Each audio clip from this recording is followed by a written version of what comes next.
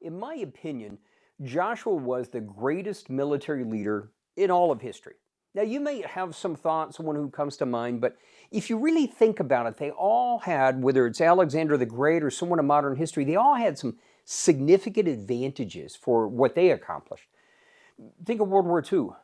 How did the Allies achieve success? Well, one of the big advantage was the industrial might of the United States, the ability to produce so much material. But Joshua really was pretty much just as a disadvantage, except in one area. I mean, it was a ragtag bunch. Every enemy they would face was greater and stronger than them. I mean, this is an uphill battle the entire way. Except they had one thing going for them, and that was that God was going before them. He was leading them, and He had promised them the victory.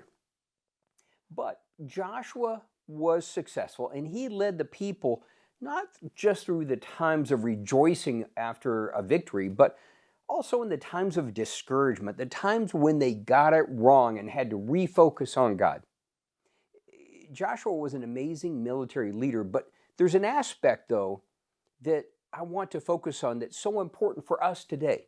And see, Joshua understood his leadership purpose. Today, leadership so often gets misconstrued.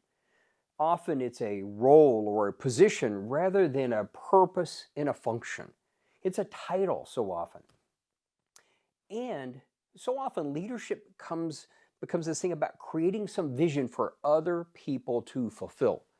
Now, don't get me wrong, we need vision. Vision, ultimately, without a vision, the people do perish. We need vision so people have a sense of the direction we're going in. And the vision for Joshua and the people was the promised land, the inheritance God wanted to give them.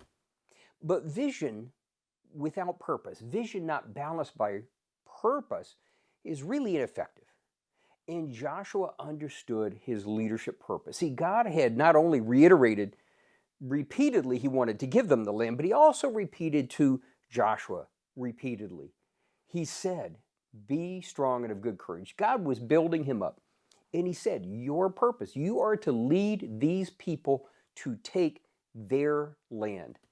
See, ultimately, Joshua's leadership purpose was, yes, the vision was the taking the promised land, but it was ultimately about helping God's people succeed, that they would take their land, their inheritance, the thing that God had for them.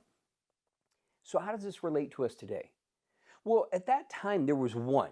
There was one Joshua, there was one David, one Joseph, whoever we want to look at. There was one. But today, God does say to all of his people, they're all called to be leaders. It's just who will respond.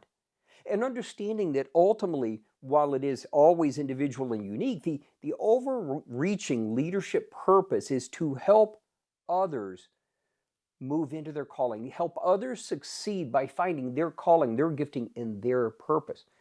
See, remember, the definition of lead is literally to show others the way, and if need be, take them by the hand to do so.